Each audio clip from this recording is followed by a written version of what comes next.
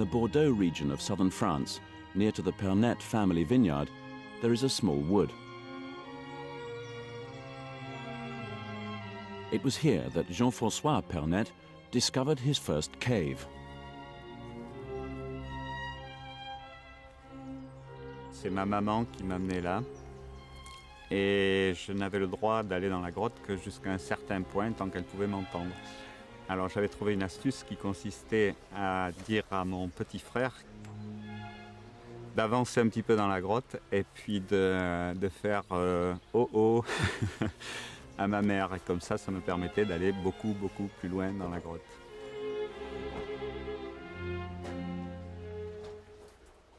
J'avais des bougies à l'époque, c'était même pas des casques avec des lumières comme on a aujourd'hui. Je ne sais pas trop pourquoi, mais j'ai toujours été attiré par les grottes. C'était une espèce de besoin, un petit peu d'appréhension aussi, mais surtout un désir d'explorer. La motivation d'un spéléologue est difficile à expliquer, mais c'est vraiment quelque chose que j'avais en moi et qui depuis donc une trentaine d'années, me donne envie de continuer. In his 30 years of speleology, the exploration of caves, Jean-François Pernet has mapped numerous underground cave systems around the world. His next major expedition poses the greatest challenge he's ever faced. In the year 2000, Pernet will lead a team to a remote group of islands off Chile's Patagonian coast. Here they'll explore the most spectacular limestone caves on Earth. Alors, l'intérêt pour nous d'aller en Patagonie, c'est que ça reste, au niveau spéléologique tout au moins, un des derniers endroits inconnus de la planète. Nous sommes pratiquement sûrs qu'aucune recherche spéléologique n'a eu lieu avant nos reconnaissances.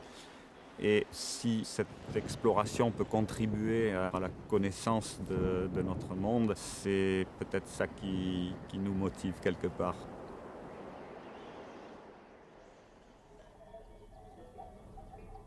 8,000 miles away, in the heart of the Pyrenees Mountains, Pernet and 4 key members of his team are training for the expedition to Patagonia. Every trip underground demands meticulous preparation, and equipment must be carefully checked. It also requires good teamwork.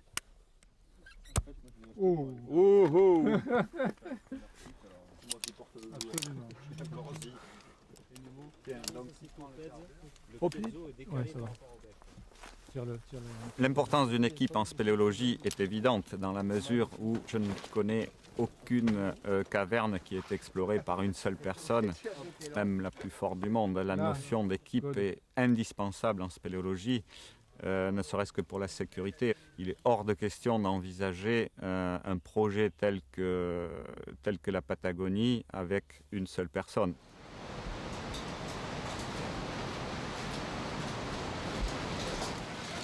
Ah, il n'y a plus de lumière, bordel. Oh, c'est bon, derrière.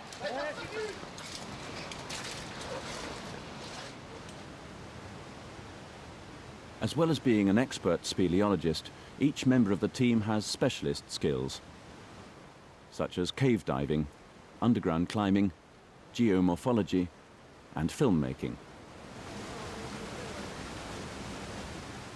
Here in the Pyrenees, the caves are familiar, but the dangers that await the team in Patagonia are unknown.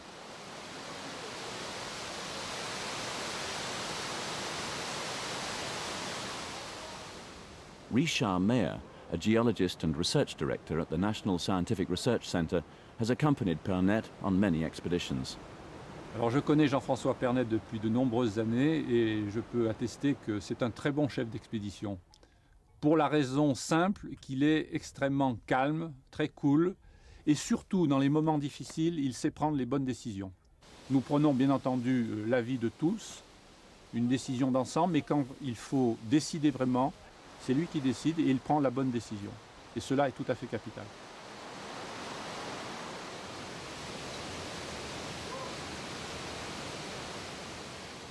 Pernet, one of the world's leading speleologists, always inspires confidence in his team. À ce premier entraînement pour l'expédition en Patagonie 2000. With champagne from the Pernet vineyard the expedition members look forward to the year 2000.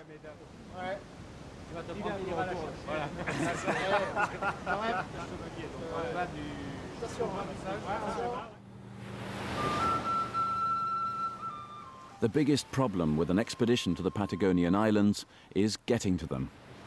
The islands are situated in the treacherous Roaring Fifties, where many ships have disappeared without trace. Even experienced mariners avoid these waters. Pernet has already led 2 reconnaissance expeditions to the area, in 1995 and 1997. Conditions on land were so inhospitable that the team were forced to set up their base camp on the expedition ship and were ferried ashore by dinghy.